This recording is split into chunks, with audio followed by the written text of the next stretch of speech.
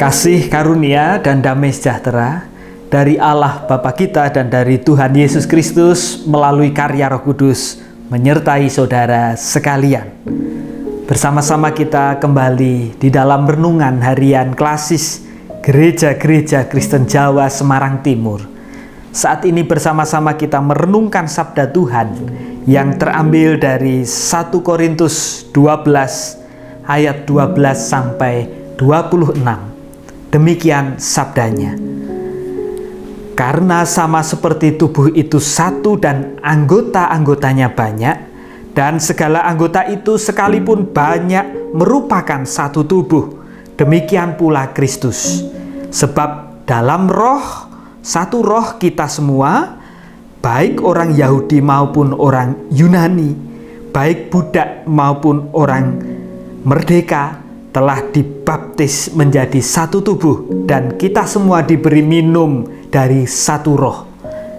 Karena tubuh juga tidak terdiri dari satu anggota, tetapi atas banyak anggota. Andaikan kaki berkata, "Karena aku bukan tangan, aku tidak termasuk tubuh," jadi benarkah ia tidak termasuk tubuh? Dan andaikan telinga berkata, "Karena aku bukan mata, aku tidak termasuk tubuh," jadi benarkah ia tidak termasuk tubuh? Andaikan tubuh seluruhnya adalah mata, di manakah pendengaran? Andai kata seluruhnya adalah telinga, di manakah penciuman? Tetapi Allah telah memberikan kepada anggota masing-masing secara khusus satu tempat pada tubuh seperti yang dikehendakinya. Andai kata semuanya adalah satu anggota, di manakah tubuh? Memang ada banyak anggota, tetapi hanya satu tubuh. Jadi mata tidak dapat berkata kepada tangan, "Aku tidak membutuhkan engkau," dan kepala tidak dapat berkata kepada kaki, "Aku tidak membutuhkan engkau." Malahan justru anggota-anggota tubuh yang nampaknya paling lemah yang paling dibutuhkan. Dan kepada anggota-anggota tubuh yang menurut pemandangan kita kurang terhormat, kita berikan penghormatan khusus, dan terhadap anggota-anggota kita yang tidak elok, kita berikan perhatian khusus. Hal itu tidak dibutuhkan oleh anggota-anggota tubuh kita yang elok.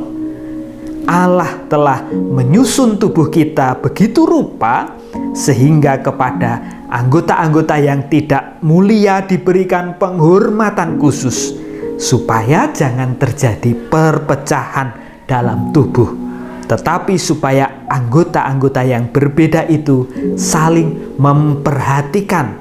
Karena itu, jika satu anggota menderita, semua anggota turut merasakan menderita. Jika satu anggota dihormati, semua anggota turut bersukacita.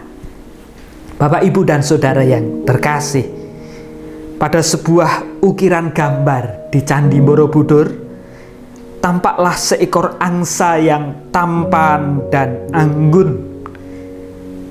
Angsa itu mempunyai dua leher. Leher yang panjang dengan kepala tinggi dan leher yang pendek dengan kepala di bawah. Kepala yang tinggi dengan mudah melahap buah-buahan, biji-bijian, dan dedaunan yang lezat. Tetapi kepala yang rendah itu kasihan, menengadah kepada kepala yang tinggi. Namun kepala yang tinggi itu tidak mau sama sekali membagi makanan. Nah, pada suatu hari, kepala yang rendah itu merasa begitu lapar karena ia tidak menikmati banyak makanan yang sedap di bawah. Akibatnya, terpaksa kepala yang rendah mengorek-ngorek tanah untuk mencari apa yang bisa dimakannya.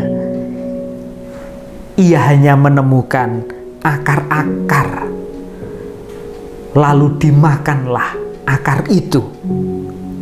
Ternyata akar itu beracun.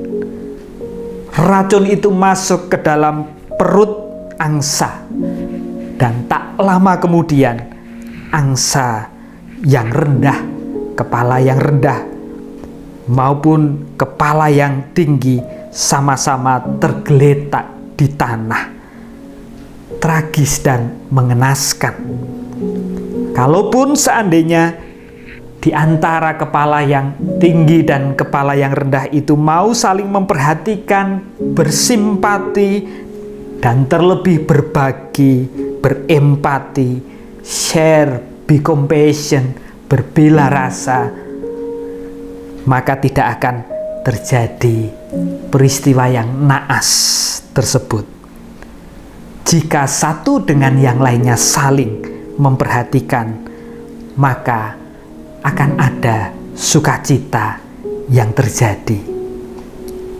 Rasul Paulus mengingatkan jemaat di Korintus, jemaat di Korintus yang heterogen, terdiri dari berbagai-bagai lapisan, berbagai-bagai karakter, berbagai-bagai latar belakang, dinasihati oleh Rasul Paulus supaya satu dengan yang lainnya bisa saling memperhatikan, karena mereka adalah satu tubuh meskipun banyak anggota. Tujuan untuk saling memperhatikan adalah supaya tidak terjadi perpecahan dalam tubuh tersebut. Supaya jangan terjadi dalam tubuh, tetapi supaya anggota-anggota tubuh yang berbeda itu saling memperhatikan, supaya tidak terjadi perpecahan. Saling memperhatikan, itulah yang dinasihatkan oleh Rasul Paulus. Dalam bahasa Yunani memakai kata merimnosin dari akar kata merimnao, yang artinya saling mempedulikan.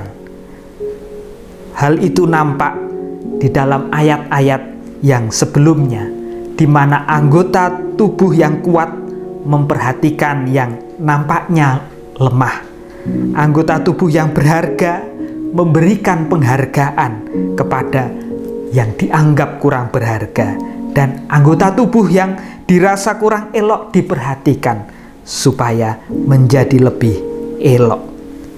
Di ayat 26, karena itu jika satu anggota menderita, semua anggota turut menderita. Jika satu anggota dihormati, semua anggota turut bersukacita. Saling merasakan apa yang sedang dirasakan, itulah yang dikehendaki oleh Rasul Paulus. Plato, filsuf Yunani yang meninggal pada tahun 347 sebelum Masehi, pernah menulis dalam karya Republik, apabila jari seseorang terluka, seluruh tubuh dan jiwa orang itu dipengaruhi. Jadi dia mengatakan orang itu merasa sakit jarinya. Demikian juga setiap anggota, apabila satu anggota sakit, maka terjadilah penderitaan tubuh. Dan apabila disembuhkan, maka terjadilah sukacita orang itu karena jarinya sembuh. Bapak, Ibu, dan Saudara, di dalam kehidupan ini, mari kita saling memperhatikan satu dengan yang lainnya, karena kita sadar bahwa kita adalah satu tubuh meski banyak anggota.